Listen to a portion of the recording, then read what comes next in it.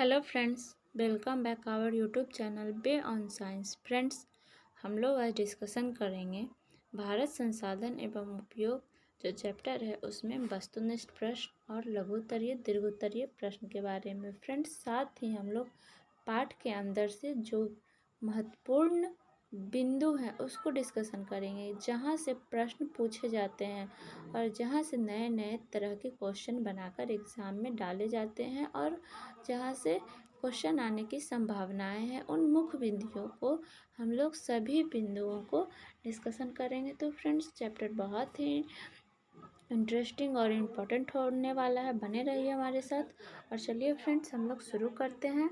देखिए, वस्तुनिष्ठ प्रश्न में पहला प्रश्न दिया हुआ है फ्रेंड्स, कोयला किस प्रकार का संसाधन है? तो फ्रेंड्स, इसका उत्तर हो जाएगा अनवीकरणीय। दूसरा, सौर ऊर्जा निर्मित में कौन संसाधन है? तो फ्रेंड्स, पुनः पूर्ति योग। आगे दिया हुआ है फ्रेंड्स, तट रेखा से कितने किलोमीटर क्षेत्र सीमा अप वर्जक आर्थिक क्षेत्र कहलाते हैं? तो फ्रेंड्स, 200 nm। नेक्स्ट क्वेश्चन दिया हुआ है, डाकुओं की अर्थव्यवस्था का संबंध है? तो फ्रेंड्स, इसका उत्तर हो जाएगा संसाधनों के अनियोजित विदोहन से। आगे दिया हुआ फ्रेंड्स, समुद्री क्षेत्र में राजनैतिक सीमा के किलोमीटर क्षेत्र तक राष्ट्रीय संपदा निहित है? तो फ्रेंड्स, 19.2 किलोमीटर। फ्रेंड्स, अगर आपने अभी तक चैनल को सब्सक्राइब नहीं किया है तो जल्दी से जल्दी सब्सक्राइब कर लीजिए, क्योंकि फ्रेंड्स इस चैनल पे इसी तरह के और भी पाठ में जितने बुक में दिए गए हैं सभी चैप्टर का क्वेश्चन आंसर और पाठ के जो है प्रमुख बिंदुओं को दिया जाएगा। साथ ही बहुत सारे एजुकेशनल वीडियो आते रहते हैं। तो फ्रेंड्स, सब्सक्राइब कर ले जल्दी से, ताकि आपको सारे वीडियो का नोटिफिकेशन समय पे मिले। आगे दिया हुआ है फ्रेंड्स लघु उत्तरीय प्रश्न। इसमें दिया हुआ है फ्रेंड्स, देखिए, संसाधन को परिभाषित कीजिए। तो इसका उत्तर हो जाएगा मानव जीवन के उपयोग में आने वाली सभी वस्तुएं संसाधन कहलाती है। यह भौतिक और जैविक दोनों हो सकता है, जैसे मृदा, जल, खनिज। आगे दिया हुआ है फ्रेंड्स, देखिए, समभावी एवं संचित को संसाधन में अंतर स्पष्ट कीजिए। तो फ्रेंड्स, देखिए, यहाँ पे संभावी संसाधन दिया हुआ वैसा संसाधन जिसे उपयोग में लाए जाने की संभावना बनी रहती है उसे संभावी संसाधन कहते हैं, लेकिन अभी वक्त इसका उपयोग नहीं किया गया है, जैसे हिमालय क्षेत्र का खनिज संचित कोष संसाधन।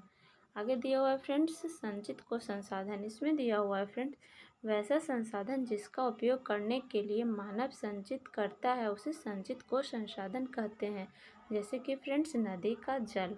आगे दिया हुआ संसाधन संरक्षण की उपयोगिता को लिखे। ये फ्रेंड्स जो क्वेश्चन है VVI क्वेश्चन है। यहाँ पे फ्रेंड्स थोड़ा सा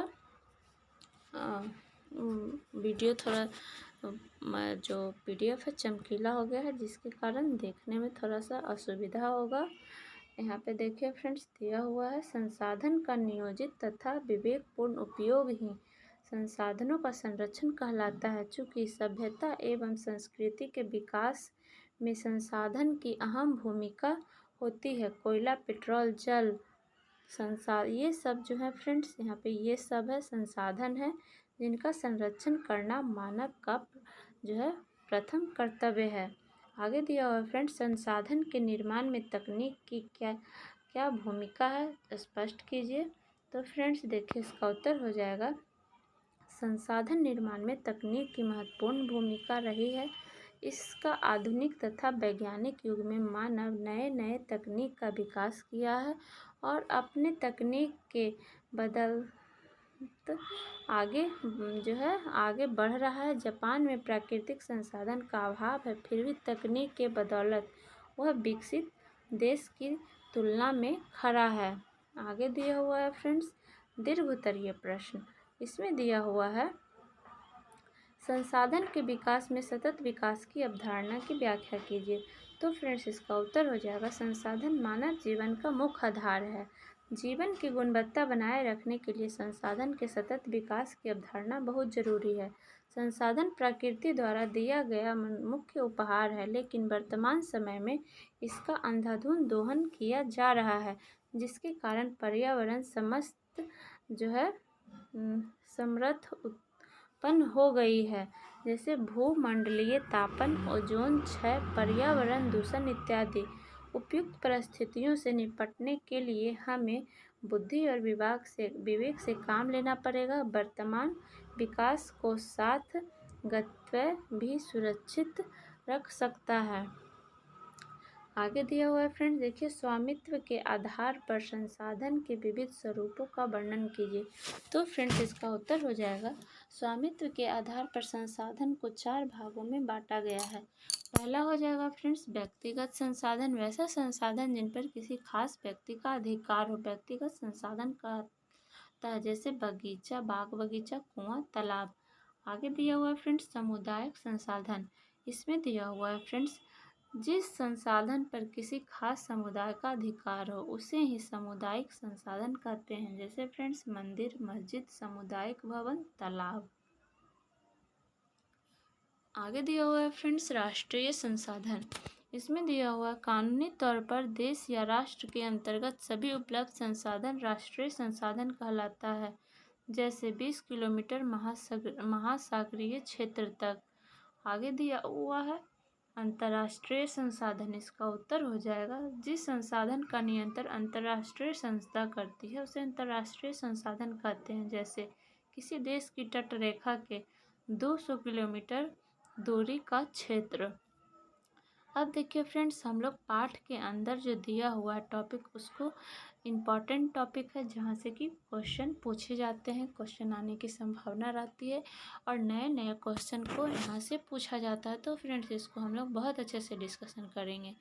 देखिए फ्रेंड्स दिया हुआ है पाठ के अंदर से भूगोलविद वैज्ञानिक जमीर मैप का कहना है संसाधन होते नहीं बनते हैं। आगे है फ्रेंड्स संसाधन किसी भी देश का आर्थिक सामाजिक मेरुदंड होता है। नेक्स्ट है फ्रेंड्स उत्पत्ति के आधार पर संसाधन को 2 भागों में बांटा गया है। पहला जैव संसाधन, जिस संसाधन में सजीव के सभी लक्षण मौजूद होते हैं उसे जैव संसाधन कहते हैं, जैसे मानव। आगे है फ्रेंड्स अजैव संसाधन, इसमें है फ्रेंड्स निर्मित वस्तुएं के समूह को अजैव संसाधन कहते हैं, जैसे फ्रेंड्स धातु एवं खनिज। आगे दिया उपयोगिता के आधार पर संसाधन को 2 भागों में बांटा गया है। नवीकरणीय संसाधन, इसमें है फ्रेंड्स जिस संसाधन को हम दोबारा प्रयोग कर सकते हैं उसे नवीकरणीय संसाधन कहते हैं, जैसे फ्रेंड्स देखिए सौर ऊर्जा, पवन ऊर्जा, जल ऊर्जा और जल विद्युत ऊर्जा। दूसरा है अनवीकरणीय संसाधन, यानी कि जिस संसाधन को हम दोबारा जो है हमें प्रयोग नहीं कर सकते हैं, इसके पूरा होने में लाखों वर्ष समय लगता है, उसे अनवीकरणीय संसाधन कहते हैं, जैसे कि कोयला, पेट्रोलियम, प्राकृतिक गैस। आगे है फ्रेंड्स कोयला, पेट्रोलियम, प्राकृतिक गैस को जीवाश्म ईंधन भी कहते हैं। आगे दिया हुआ है फ्रेंड्स किसी राजनीतिक सीमा के अंतर्गत भूमि, खनिज, जल एवं समुद्री जीव के 200 किलोमीटर महासागरीय क्षेत्र तक राष्ट्रीय संसाधन कहलाता है। इसका फ्रेंड्स हम लोग क्वेश्चन भी देख चुके हैं। आगे दिया हुआ है देखिए फ्रेंड्स किसी देश के तट रेखा से 200 किलोमीटर की दूरी तक का क्षेत्र अपवर्जक आर्कटिक क्षेत्र भी कहलाता है। आगे दिया हुआ विकास के आधार पर संसाधन को 4 भागों में बांटा गया है, जिसमें पहला है संभावी संसाधन, विकसित संसाधन, भंडार संसाधन और संचित कोष संसाधन। नेक्स्ट दिया हुआ फ्रेंड्स गुजरात और राजस्थान में पवन और सौर ऊर्जा का प्रयोग अधिक होता है। आगे है गुजरात के भुज जिला में सौर ऊर्जा अधिक प्रयोग होता है। नेक्स्ट है जल हाइड्रोजन एवं ऑक्सीजन का यौगिक है।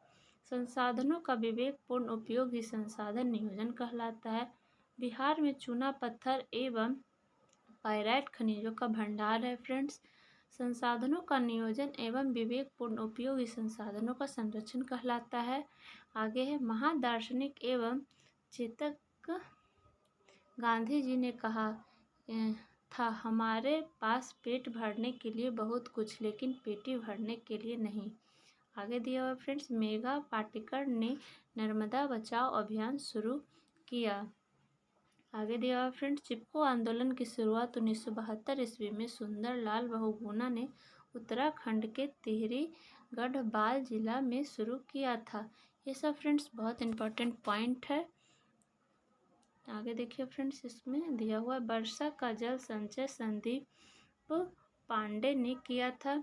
आगे फ्रेंड्स, मानव एवं प्रकृति की संनात्मक दोहन प्रकृति डाकुओं की अर्थव्यवस्था कहा जाता है। आगे दिया हुआ फ्रेंड्स, संसाधन के संरक्षण हेतु विश्व लेवल पर 1968 ईस्वी में क्लब ऑफ रोम ने इसकी वकालत की।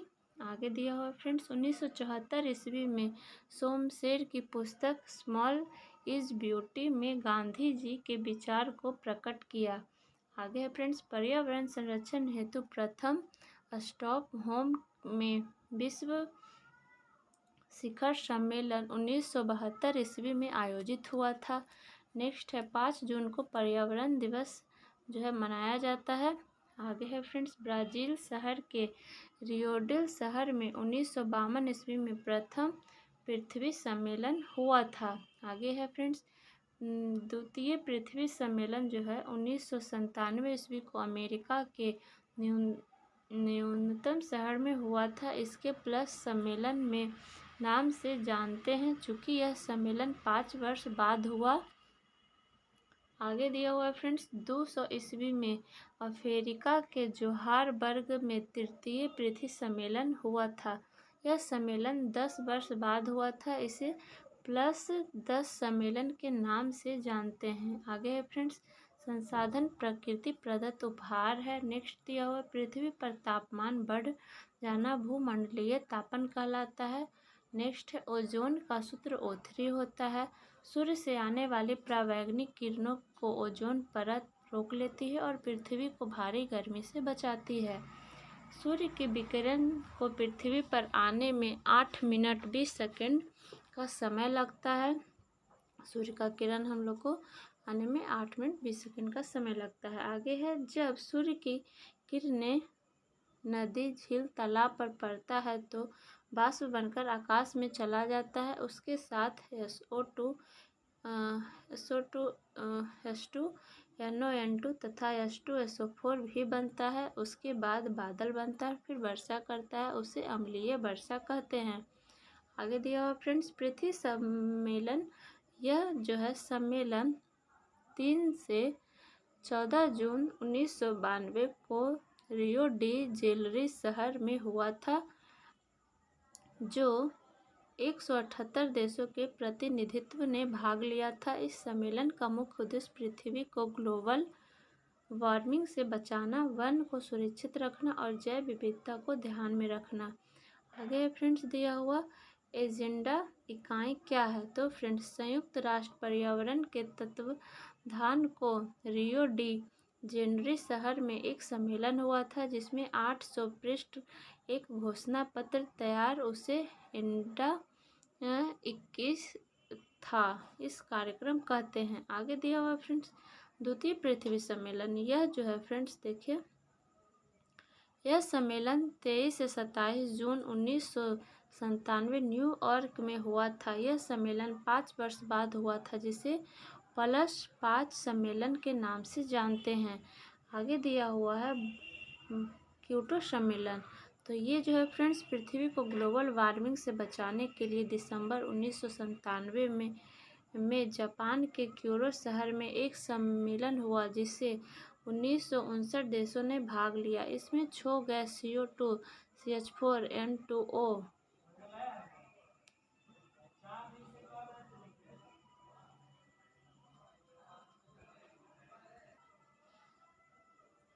आगे दिया हुआ है फ्रेंड्स, देखिए, को ग्लोबल वार्मिंग के लिए जिम्मेदार मानते हुए इसके उपयोग में कटौती पर सहमति बनी, जहां यूरोपीय संघ 8%, अमेरिका 7%, जापान 6% की कटौती पर सहमत हुए। इसे मॉन्ट्रिगल समझौता कहते हैं। इस समझौते को विश्व पर्यावरण सम्मेलन या ग्रीन हाउस सम्मेलन के नाम से जानते हैं। आगे दिया हुआ फ्रेंड्स, CO2 को ग्रीन हाउस गैस कहा जाता है। नेक्स्ट है तृतीय पृथ्वी सम्मेलन। यह सम्मेलन जो है 26 अगस्त से